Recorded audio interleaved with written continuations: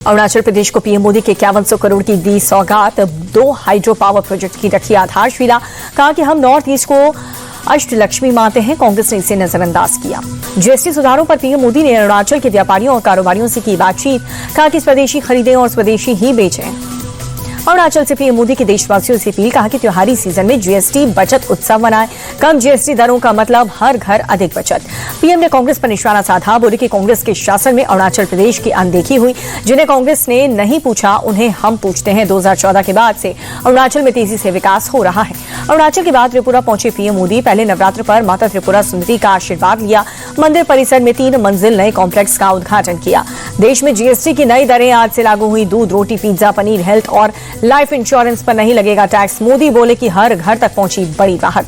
PM ने फिर से स्वदेशी के मंत्र को अपनाने की अपील की। बोले कि विकसित और आत्मनिर्भर भारत के संकल्प की सिद्धि के लिए सामूहिक प्रयासों में जुट जाएं। कांग्रेस ने कहा कि जीएसटी रेट घटाने के 8 साल की देरी क्यों? राहुल गांधी 8 साल से कह रहे हैं गब्बर सिंह टैक्स। नई जीएसटी दरें लागू होने पर छत्तीसगढ़ के वित्त मंत्री ओपी चौधरी बोले पीएम ने 140 करोड़ जनता को उपहार दिया। इससे अर्थव्यवस्था को रफ्तार मिलेगी। केंद्रीय मंत्री भूपेंद्र यादव बोले जीएसटी की नई दरें लागू होने से अर्थव्यवस्था में तेजी आएगी। ये छूट त्योहारों के मौसम में एक बचत उत्सव है। जीएसटी की नई दरें लागू होने के बाद गोरखपुर में सीएम योगी आदित्यनाथ ने स्थानीय दुकानदारों से मुलाकात की। सांसद रवि किशन समेत कई नेता मौजूद रहे।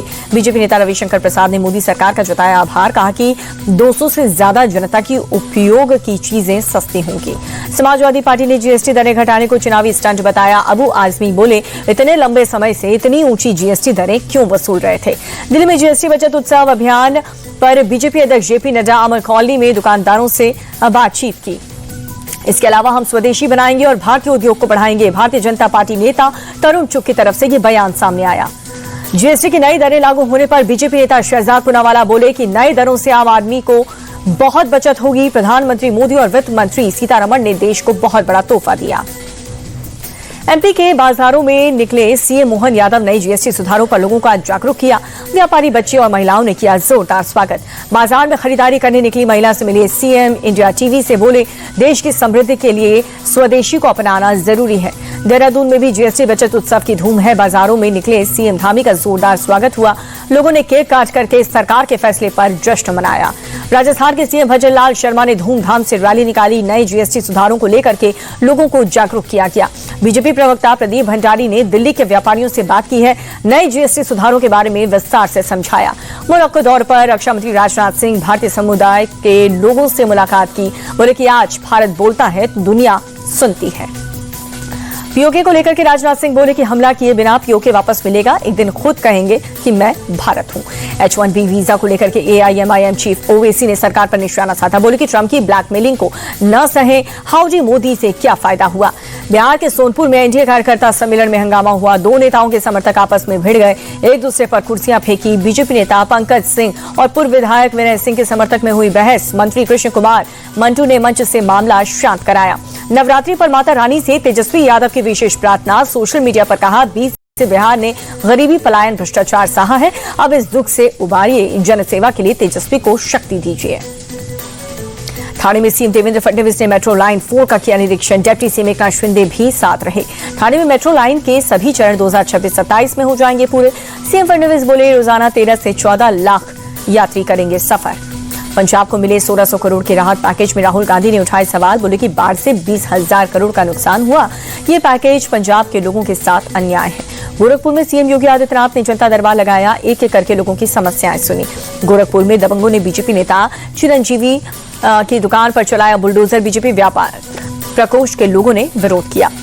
गाजा युद्ध पीड़ितों की मदद के नाम पर करोड़ों की धोखाधड़ी हुई है। उसका पर्दाफाश हुआ। यूपी एटीएस ने महाराष्ट्र के भिवंडी से 3 आरोपियों को पकड़ लिया। महाराष्ट्र के सीएम देवेंद्र फडणवीस ने थाने में मेट्रो लाइन 4 का निरीक्षण किया। डिप्टी सीएम एकनाथ शिंदे भी उनके साथ मौजूद रहे।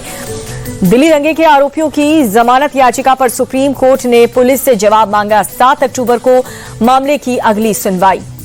लालू यादव एंड फैमिली के खिलाफ मनी लॉन्ड्रिंग का मामला, लैंड फॉर जॉब केस में 13 अक्टूबर से रोजाना होगी सुनवाई। दिल्ली में देश की सबसे बड़ी साइबर ठगी रिटायर्ड बुजुर्ग बैंकर को डिजिटल अरेस्ट करके ठगे 23 करोड़ रुपए। नकली सीबीआई और ईडी का डर दिखाकर 1 महीने तक चलता रहा खेल।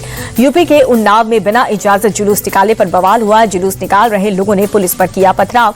पुलिसकर्मियों के वर्दी फाड़ी विशिष्ट समुदाय था जुलूस। हालात पर काबू पाने के लिए पुलिस ने लाठी चार्ज किया। बवाल करने वाले 6 आरोपी गिरफ्तार, अन्य आरोपियों की तलाश जारी है। उत्तराखंड में उधम सिंह नगर के काशीपुर में बिना इजाजत के निकले आई लव मोहम्मद के जुलूस में बवाल हुआ। हंगामे के दौरान पथराव और तोड़फोड़। यूपी के मेरठ में गुर्जर महापंचायत में बवाल हुआ। बिना परमिशन के महापंचायत करने का आरोप। पंचायत में शामिल लोगों ने पुलिस पर पथराव किया।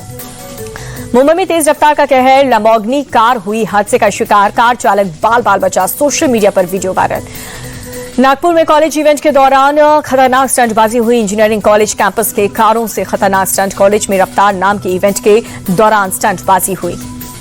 शारदीय नवरात्रि का पहला दिन है। मंदिरों में हो रही मां शैलपुत्री की पूजा। पहले दिन मां शैलपुत्री की हो रही पूजा। श्रद्धालुओं की मंदिरों में उमड़ी भारी भीड़।